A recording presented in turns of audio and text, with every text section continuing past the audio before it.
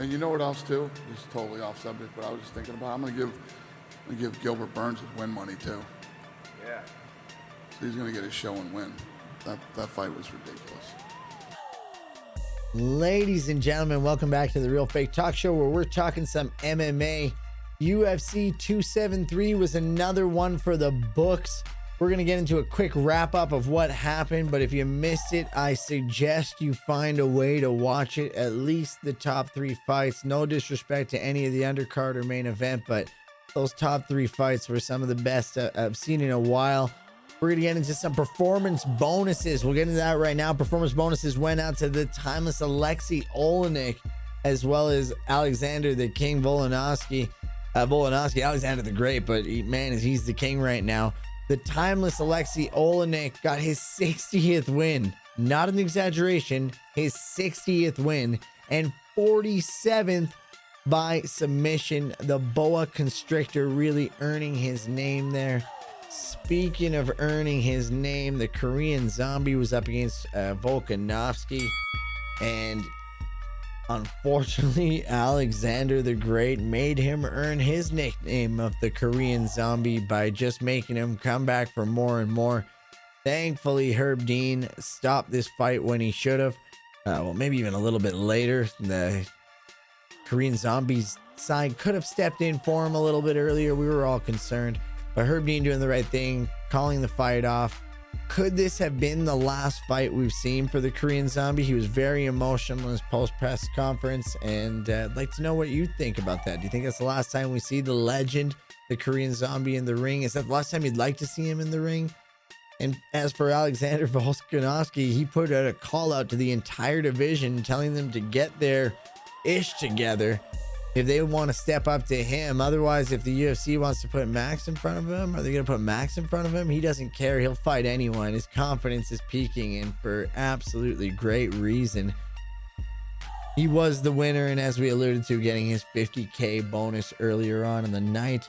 The next fight was the grudge match everyone's been waiting to see. If you're new to MMA and have just been catching in, last year around March 6th, I believe it was, UFC 259, if I'm not mistaken, Aljamain fought Petr Yan for a vacant title. I believe it was Petr Yan's first defense, actually. I take that back. In that fight, it was a back and forth affair. We didn't really know. Petr Yan was maybe leading the fight, but it was pretty good, pretty competitive. And then Petr Yan kneed Aljamain Sterling in the head, causing a DQ and famously forfeiting the belt to Aljamain. Aljamain has been off since that fight and has been trolling Petr Yan on Instagram, on Twitter, and Petr Yan has just been calling him a clown, saying, "I'm going to destroy you. You're done for." It's been a cringeworthy but intense back and forth on Twitter, and it all came to a head last night, or on the weekend, for UFC 273. We saw Aljamain and Petr Yan. In the first round, we kind of saw Petr Yan getting his shots off. It was the feeling out process. It was kind of a competitive first round. Aljamain was getting some really great body kicks off. That was kind of the questioning round, right? As the fight moved on, Aljamain hit the ground, and the human backpack got his nickname, shown in full colors, that Petr Yan could not get him off. And in the end, it was a very controversial split decision victory for Aljamain Sterling. Petr Yan directly after the fight says he thinks that he won. Dana White actually agrees with Petr Yan, however, doesn't know if necessarily he deserves the rematch. What do you guys think? Who did you have it for? I personally had it Petr Yan, 3-2 Petr Yan. However, if you were to talk me out of that first round into Aljamain, I'd completely be okay with that. All I know is that was a fun fight to watch because it was so unexpected. As you can see right there, Petr Yan was a minus 435 to win that fight. And for how close that was, and the fact that Aljamain actually won, man, that was a very surprising and exciting fight. And I was just glad both men, even after the fight, both men kind of hugged it out quickly. And after such a harsh beef and a lot of bad words and a lot of bad blood, it's really nice to see after 5 rounds of real respect earned that they hug it out just very quickly and back off. Nothing crazy, just a quick acknowledgement of respect. Really like when that happens in the sport. Then we have what what would you call this? Would you call this the fight of the year front runner? Would you call it a future Hall of Fame fight? If you did not watch this, once again, find a way to watch this. The atmosphere of this leading up was insane. Khamzat, the hype train, having only fought lower competitors, but tearing through them, is now going up against the number 2 ranked Gilbert Burns. This was insane. Not a lot of respect given to Gilbert Burns before because of how hyped up Khamzat was. Gilbert actually got booed on the way in. Very tough to see such a legend of the sport. Black belt in jiu-jitsu, very qualified, almost knocked out Kamaru Usman. These guys went back and forth in a very, very fun affair. Khamzat got Gilbert down to the ground early. Gilbert was struggling to take him down. Khamzat really showing his strength like that was advertised. And Gilbert ended up having a fantastic second round, definitely taking it to him. Arguably, or not arguably, definitely the round for Gilbert Burns. When these guys went at it in the third round, it was Khamzat really putting some pressure on, and Gilbert Burns then just started to throw some bombs of overhand rights. I don't even want to do it any injustice. Please go watch the match.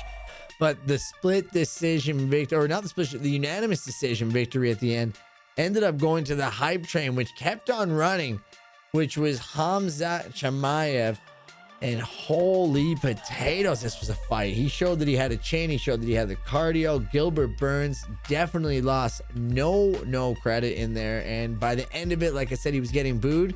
By the end of it, in his post-match press conference, or his post-match interview with Joe Rogan, the crowd was chanting his name, full standing ovation, 50 G's to both men, complete respect both ways. After the fight, there was some footage shown on Twitter that was Khamzat heading over to Gilbert Burns to take a look at him and see how he was doing while he was getting stitched. Like, it was hard to fight with you. Look, I love you, brother. Thank you. Thanks for everything. Good fight. I love when fighters are real like that and they're like, well, we know why we're fighting. We're fighting for our families. And they really say, like, I was just doing this. Like, we do this to hype up the fights, but I have a lot of respect for you. That kind of stuff. And some people might not like it, all you WWE fans out there, but I love that stuff. This is such a respectful sport at the end of the day. But the pre-match stuff, I'm all for, because that's mental warfare. But however, when you're all said and done, especially after you go through the full length of the fight, the respect is earned, and I love seeing this. Even what I love seeing more is the boss stepping up.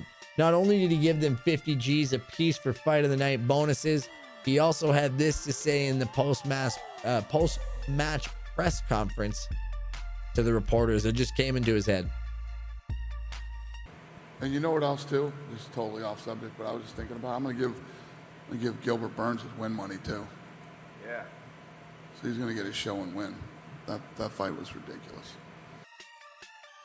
And you gotta love that from the boss, as if it's not earned, but to give them both the win bonus, because they both are winners in my mind. And anyone who was watching that fight as even remotely a real fan, like I said, early contender, front runner for the fight of the year candidate. That thing was just fire. What is next for our 3 main eventers? Volkanovski, like I said, putting out an open call to the division. There is no one else in my mind other than Max Bless Express Holloway that is going to even come close. And anyone that was going to challenge, Max has beat them recently. Calvin Kattar, Jair Rodriguez. So I'd personally like to see the trilogy, because both those two went to points, and I think that Max won the second one, but it doesn't matter what I think. It matters what the record shows, and Volk is 2-0. So let me know what you think. Do you want to see a third fight? Are you hating on this trend of trilogies and feriligies? Nailed that last one. Have no idea. On the 4th interaction, like on Brandon Moreno, Davidson Figueiredo, what do you want to see? Who do you think Volk deserves next? Flip side of the coin, what about Aljamain Sterling? Do you think Petr Yan was right to call himself out for a rematch and say, yeah, I deserve an immediate rematch, I won that fight, let's go again? Or is that something now that technically he's up 2-0 disqualification and now a victory? Even if it was a split decision, those are 2 shady victories. Do you want to see a third fight between these gentlemen, or would you like to see what I would call the anti-people's fight, which would be Aljamain versus TJ Dillashaw. Man, that would suck. But to be fair, Aljamain, I hope, has won a lot of hearts of other people as he has of my own. He had a fantastic performance on the ground. Once again, a Gracie black belt. He's pretty good at what he does, but Petr Yan is also top of the top. So what a great fight. Thanks to both men once again. And for the hype train, where does the hype train stop next? Do you think he gets a title shot? Does he go right to Kamaru Usman and Leon Edwards winner, Kamaru Usman? Or would you like to see him fight? Everyone was saying it was on everyone's lips on the weekend, which was Kobe Covington. Chaos versus Khamzat would be the fight for me. They're both top of the line American style wrestlers. Well, that's actually opposite true. You know what I'm trying to say. They're both great wrestlers, and to see them both, Gilbert Burns couldn't even take Khamzat down. And like I said, he's no slouch. So let's see how Mr. Pressure takes on Mr. Pressure. Honestly, that's the fight to make. Dana, if you are listening to this, please call me for so many different other reasons other than this fight. This fight would be dope, but like, come on. I can use. Let's get to it. Ladies and gentlemen, in the comments, let me know what you would like to see next. Truly, any fight, make any crazy fights you want to see in the comments. I'll talk to Dana in our little meeting. We will be back at another time. If you're liking the comment, please like and subscribe and say something so it gives me something to shoot at for next video so it's not this painful. Check you guys later.